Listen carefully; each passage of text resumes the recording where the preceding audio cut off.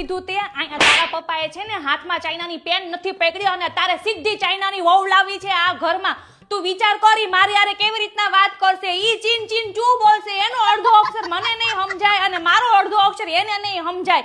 તારે વંડી ઠેકવી હતી તો આજુબાજુ વાળાની ઠેકવી હતી ને ન્યા તાર ડોહું કોને જવાનું કીધું તું વિચાર કર. કાલે હવારે રીસાઈને પિયર વહી ગઈ તો આપણે ક્યાં શોધવા જઈશું? તું પેલા મને એમ કહેતો, એક તો બધાયના મોઢા હરખા છે અને આજુબાજુ વાળાને આપણે શું કહીશું કે આપણો માલ રિપેરિંગમાં ગયો છે?